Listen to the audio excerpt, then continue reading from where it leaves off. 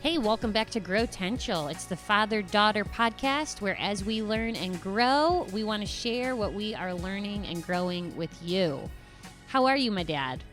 I'm doing pretty good. How about you? I am good. I said, Lex, my daughter, she did a sermon on Wednesday, and Suffering. I watched it. Yeah, wasn't it great?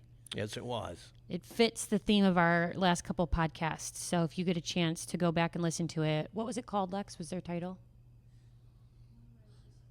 Why Do I Exist? Part 5. But in it, she talks about how John Lennox says, in our life, there's bombs and beauty. Was it John Lennox? And I feel like that's what this week has felt like for us. Is it's bombs and beauty, bombs and beauty. Have you ever heard that saying? No, but I like Linux. Yeah, we lost a good friend this week, and we had something awesome happen to our family this week for our future, and so it's been bombs and beauty. God is big enough for both bombs and beauty. Yes, he sure is. He sure is. We are filming this right before Christmas. It is December 23rd today. What are you looking forward to most about Christmas? Having a Christmas dinner with my family. Yeah. All the kids and the grandkids, and now baby Sheila running around. Yeah. I just love it. Baby Sheila will be owning the dining room table, I'm pretty sure, if she's standing on top of it. She is hard to light, our little monster baby that we love. She has a way of her own. Yeah, I'm looking forward to it too. I'm looking forward to just turning off for a little bit and resting and getting to be with my family. I sure love you guys. Well, every year at this time, we like to look ahead. As a church, the leadership team normally starts in, August? We kind of review what the year we just had, how did God move, what goals did we hit, what did we not hit, what did we not see coming, and how can we build on the stuff that God is so clearly in. And so we start with the review process, and then we start to build goals around it. And something I heard that was a really cool idea was, when you are building goals, so many people do like professional goals, personal goals when it comes to like weight loss or how you want to get healthy. But rarely do you stop and look and say, what do I want from my life? I want to have life goals that shape who I am and where I'm going and do life purposefully instead of reactionary. When you think about your life, Dad, would you say that you've been more reactionary with business or looking ahead, or really good in the business sector? I call business, it's church, but you have to lead, and there is that level of business in the church world. What would you say, have you been good at life, personal, business? What has been your sweet spot? So I started very young with this idea that somebody's got to drive the bus. Mm-hmm. You got to know where you're going. Mm-hmm. What do I want and why do I want it? Is that a question we've dealt with a million times? Yeah. All right. So it turns out you can accomplish in 25 years immensely more than what you imagine. Mm-hmm. And you can't accomplish in 1 year what you think you can. Yeah. So I've always been a really big believer in the 5-year goals, the 10-year goals, the 15-year-old goals. And I even have a notebook down there that I had 25-year goals on. Did you look at those recently? No, but I'm pretty sure I could tell you what's mostly on it. Do you feel like you're hitting them? I think everything on that list is a reality now. That's awesome. That's really cool. And you know I'm a big on plan and review. Yes. So you have to have your plan if you're going to review. So now when you do all that, does that encompass your whole life? Or does that just encompass the church world? No, it encompasses my whole life, my personal goals, my family goals, my self-development goals. How old were you when you think this became important to you?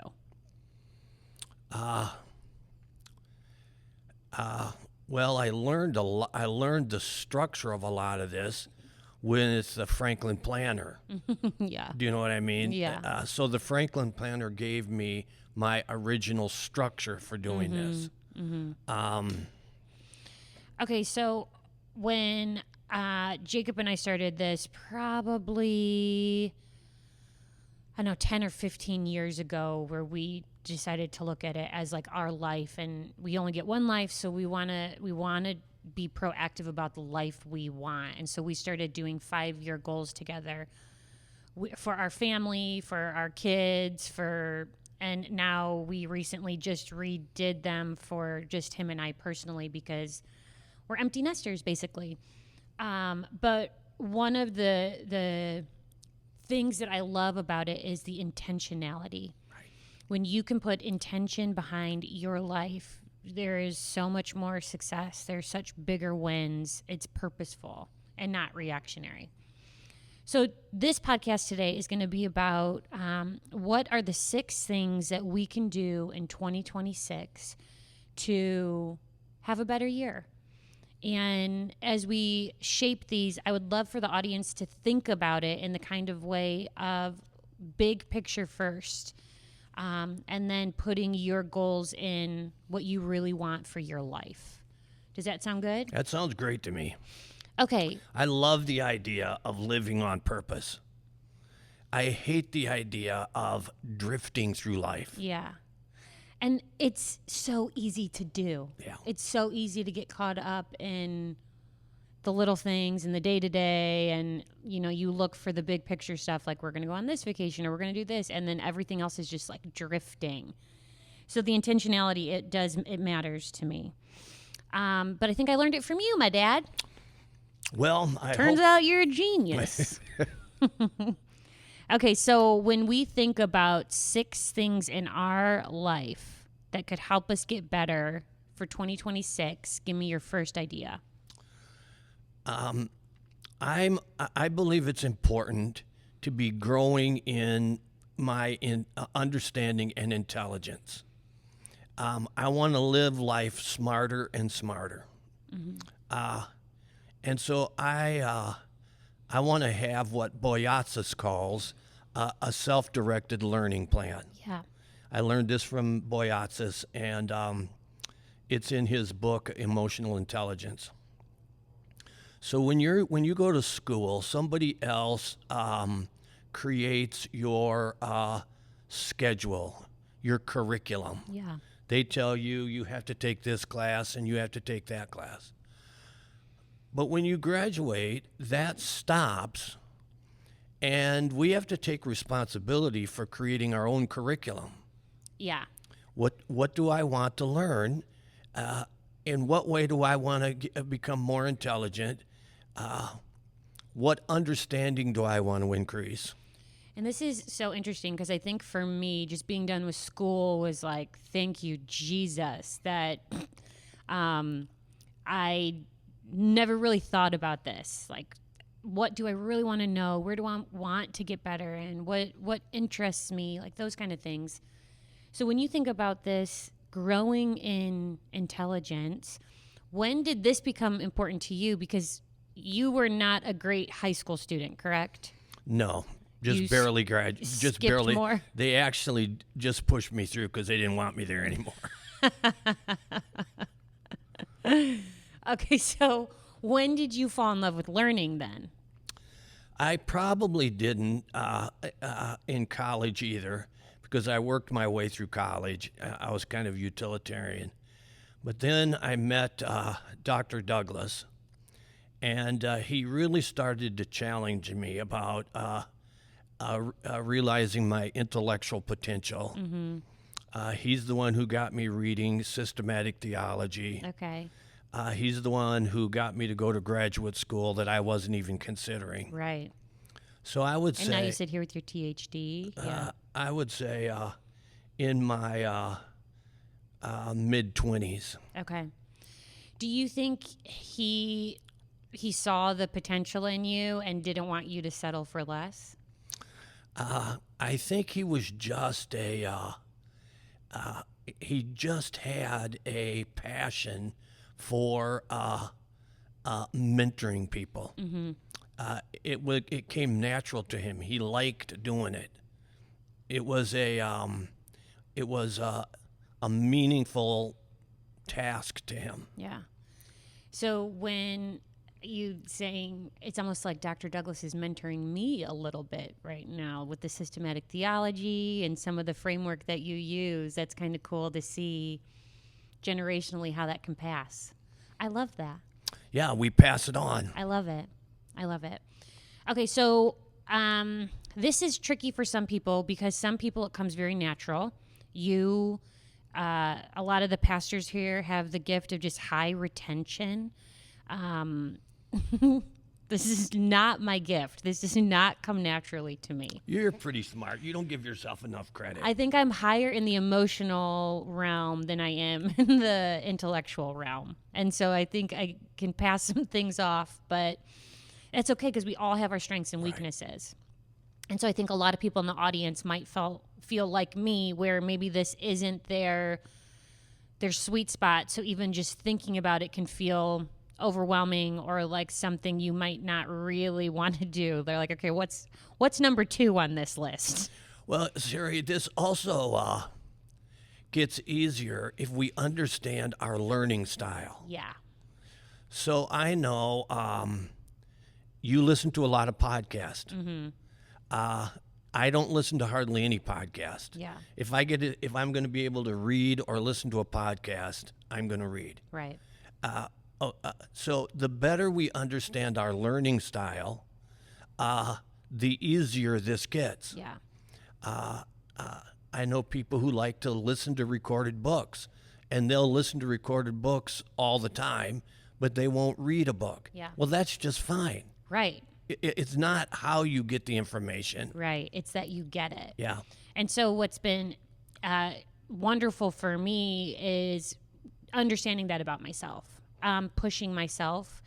But I find that I have goals now that I never wanted to be ordained, Dad. Never in my life did I think I'm going to be ordained and I'm going to be preaching. Like that just was never an outlook for my life that I saw coming. But the more I followed Isn't God, it beautiful that God gives us surprises? Yeah. The more I followed him and the more I said yes, and the deeper longing I had to understand, who is this God that I want to follow? Like, who is he? And the more you read scripture, there's just a longing of like, I don't understand this, but I want to understand this better. And so finding ways that open up my heart to and mind to what can I know deeper? Because I think it not only affects my life, but it affects my kids' life. It affects Absolutely. my team's life. It affects the congregation. The more I know, the more I study, it affects the people around us. So when you think about your learning style, you would say you're definitely a reader. I am more of hands-on has been my number one learning style. I would rather do than sit and read any day of the week. But I do like the idea of finding podcasts. Now, when you think about this self-directive curriculum, we're saying, I want to get better in this area this year. Does that sound fair to what you're saying? All right, here's an example. So last year, 2024, I bought the 4-volume set of Bavinck's Reformed Dogmatics. And I set a goal that I was going to read 2 volumes a year for the next 2 years. And then in 2 years, I could read all 4 volumes. Mm-hmm. All right. So then I took the first volume, figured out how many pages there were, divided it by 150, and I said, if I'm going to read this in a half a year, I got to read this many pages. So then that becomes my curriculum. Right. Every week, in my study times, I read my pages. Yeah. And then I actually read 2.5 volumes this year. So I'm a half a volume ahead. Nice work. Okay. But that doesn't happen by itself. Right. It's not accidental. It's a curriculum you create. Just like you had to go to school, you had to take your quizzes, whatever. You have a curriculum you create for yourself. Yeah. So mine looks a little bit different. One of the things I really wanted to grow in this year was self-discipline. I want to get better at it. I am a free bird by nature. I like freedom. I like it a whole lot. But I want to be disciplined. Yeah. And so I listened to every book I could on walks of The Power to Change and Atomic Habits I relooked at this year, and Charles Duhigg's book. And so it was a lot of listening. It was a lot of podcasts. It was reading. I bought the books. I'm doing something new this year that I didn't do in previous years, where I'll listen to the book and then I'll buy it and reread it, because retention is a little bit, I'm not as good at it as others, so that helps me retain more. So mine just looks like, okay, what is the theme, or what do I want to grow in? What areas? I am in my ordination studies doing the theses for the books of the Bible. And I will say I had a poor plan at the beginning of the year. I made it too loose because I like freedom. You know what I mean?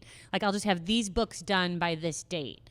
And everything, they got pushed because everything else took precedence. So then now every week, this book is going to be done with this thesis. So it is way more, like you're saying, how many pages, how are you breaking it down? But I do think there's different ways. So what interests you? What do you want to grow in? Because we should be lifelong learners. Yes.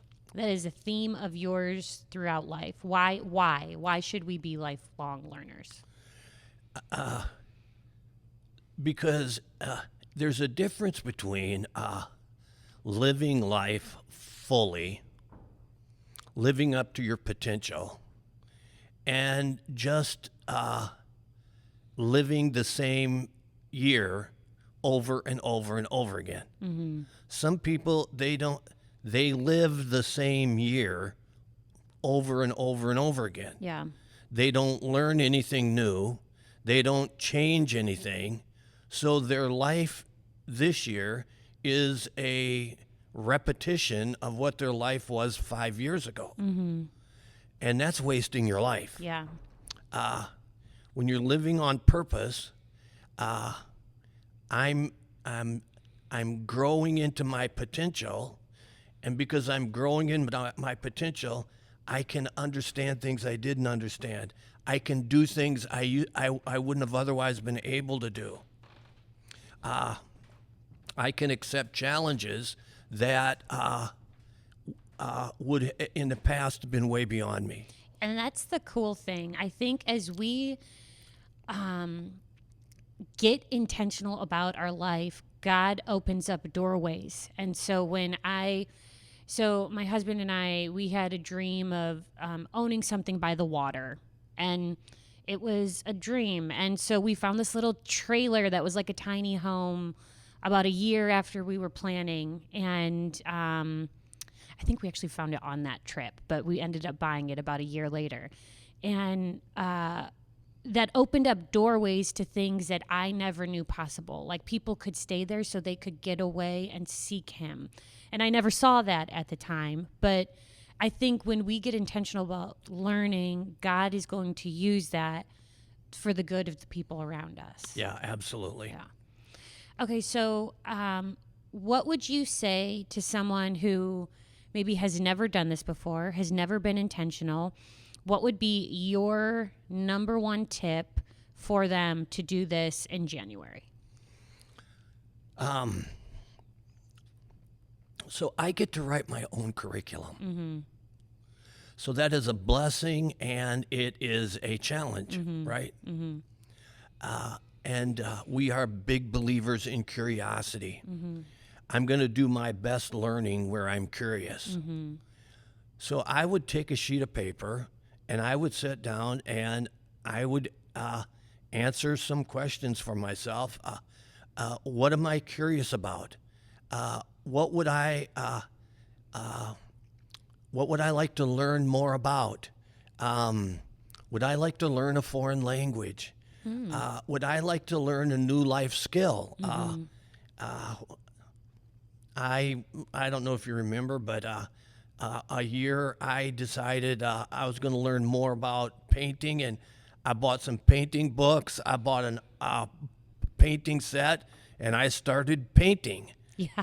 As part of my art curriculum. Oh, I remember. We've got paintings of yours. Yeah, and you did a pretty darn good job. They're mister. in the closet somewhere. So hopefully you're curious about something. And there's all kinds of stuff out there. There are all these programs for learning a foreign language. There's all these programs for you can actually watch college courses online. Yeah. And not pay a fraction of what the Yeah. kids are paying who go to school. Yeah. I think when you're talking about this curiosity and it is actually the number 2 thing we're going to talk about. I'm sorry, there's clearly someone on the roof. They're working on the roof We today. did not see that one coming. That's all right. This church is beautiful, but we built it so that the ceilings are all exposed, and it makes it very thin for, let's say someone's on the roof working right above us, or it rains, you can hear everything. But if you listen to our podcast, you're used to noise in the background, so It's not a sound stage. we'd rather be comfortable in our setting than like locked in a room with no windows for great sound. So We're looking out a beautiful window right Yeah. now. okay, so I think this curiosity piece, I think we've talked about it in previous podcasts, but this would be the second step of what is calling you in your life? Where do you want to grow? Can you be self-aware? So for some people it's cooking, and a lot of moms are, how do you eat cleaner and give your kids a better start than maybe, let's say, I got with bologna sandwiches. I am struggling with food for the rest of my life. Yes. Because who doesn't like a Coca-Cola and a bologna sandwich? Yeah. You know what I mean? Moms that are doing the healthy stuff are literally throwing up as I say that. Lexi has been big into making bread and homemade cookies that are healthy with clean ingredients. And so, that's awesome. I think All of this stuff is part of the learning process. yeah. And so it's a self-awareness of what is calling you. Dad, what is calling you? Well, I set a goal. I read the Greek New Testament to myself 6 times a year. And I set a goal this year. I'm going to read it out loud. So I learned, I've read the whole Bible in English out loud several times. And the Bible sounds different when you're reading it out loud than when you're reading it in your head. So I've already started. I got a head start on next year. And I'm reading the Greek out loud in Greek, and then I'm translating it out loud into English. Wait, what do you mean? You're going to read? So wait. I just thought you were going to read it out loud in Greek. You're going to read the Greek out loud in English. I'm going to read it out loud in Greek, Okay. and then I'm going to translate that sentence out loud into English. Oh, cool. So I'll read a sentence because the New Testament's written in Greek. Right. I'll read that sentence out loud in Greek, and then I'll translate it out loud into English. And this is why your mind is so incredibly sharp. So I'll be doing. So it's actually you get 3 things. You get to hear it in Greek. you get to hear it in English, and you get to think about it in Greek and English. So every sentence you touch 3 times, or it touches you 3 times. That's cool. I love that. I love the repetition of it too. Okay, so that is the Greek New Testament. It's always calling you, huh? Yeah. That is a theme in your life. I think for me, this ordination process, I want to see it through this year. And Good. so that is calling me on a life dream. Jacob and I have wanted to find property for our family where if the kids wanted to build on it, they could. And so that's calling my heart deeply. And we're excited to see all that God might do in that. So I'm going to be learning about land ownership, and like it just interests me. It makes me very, very excited. You're going to have green acres. Yeah, exactly.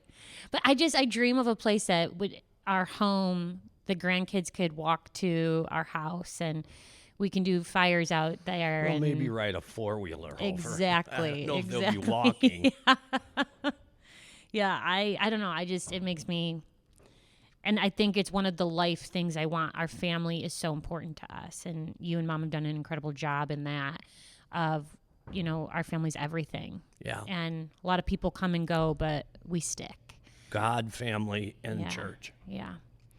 Okay, so when you think about your self-awareness level, Dad, what would you say a weakness and a strength is?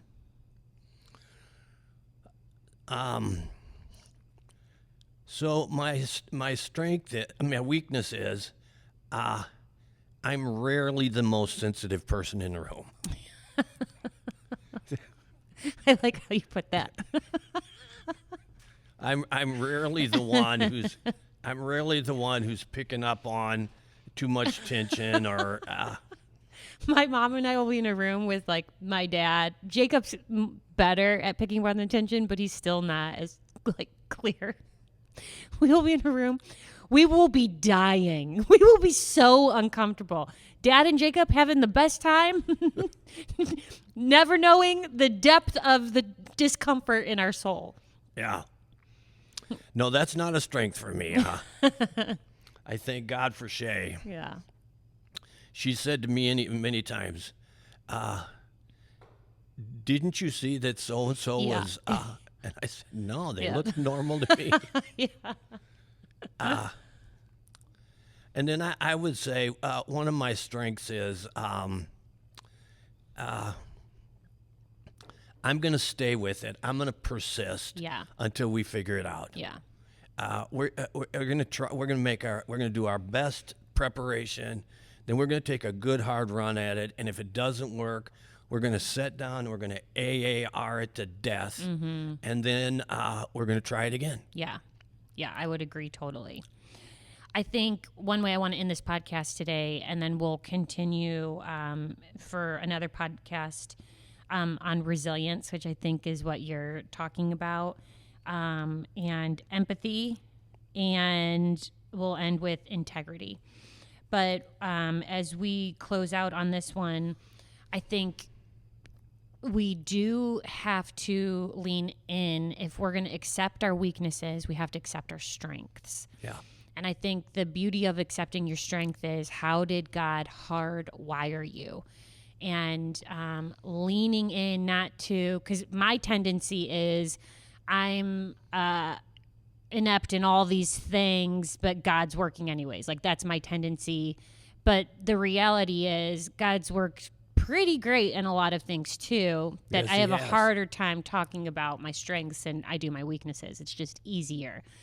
But I think I heard a pastor say it. You have to own your strengths in the same way you own your weaknesses. Yes. So when you think about someone listening to this podcast for 2026, what is one good idea on this self-awareness piece of how do you own your strengths and your weaknesses?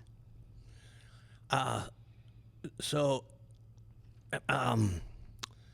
Daniel Goleman wrote an awesome book called Emotional Intelligence. you and I have been following Brene Brown's book on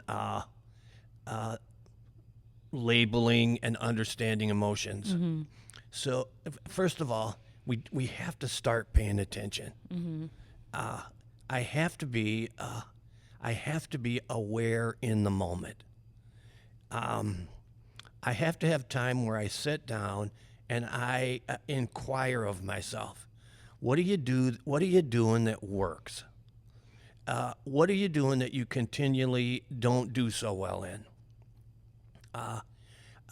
What are you doing in life that energizes you? Yeah. What are you doing in life that de-energizes you? Yeah. Right? And if we start paying attention, life will talk to us. Mm-hmm. If we Sometimes it decides to scream at you. Yeah. You know? if we can be open and allow people we trust to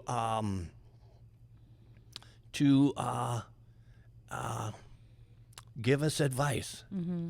So Sunday I said something, and after the service, Katie said to me, "That sounded a little harsh. You might try saying it this way." Mm-hmm. So in the second service, I said it the way she said it. Yeah. If she had not have said that to me, I would have not have been aware of it. Right. I wasn't aware of how it sounded. Mm-hmm. All right. So all of these things, if I'm open to them, they'll start pointing the way. Mm-hmm. But following up, having the self-discipline to stay with it, one self-evaluation period will never be enough. Yeah. And the at the very beginning, you have to have them all the time. Mm-hmm. But the better you get to know yourself, then the easier it is to recognize, all right, these things are going pretty well. I don't have to put a lot of work on that. I'm off the rails over here. Yeah. Yeah.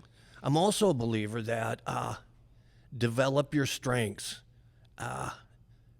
Why spend hours and hours to be mediocre at something at best Yeah. when you can spend hours and hours and you can master something? Yeah. I want to put my energy and effort into what I can master, not what I can be mediocre at. Mm-hmm. Yeah. All right. Well, thank you so much. I think to live our best life, we're getting started. I hope this podcast has been helpful with you. The idea of growing in your intelligence, but also the second one, what is calling you? Where are you curious, and how can you be self-aware? I think it's going to be very helpful to think through these in the new year. So happy New Year, everybody. We will join you next time with the next 4 or 2 or whatever we can get across. But I hope this was helpful. Please share, like it, pass it on. Happy New Year. Merry Christmas.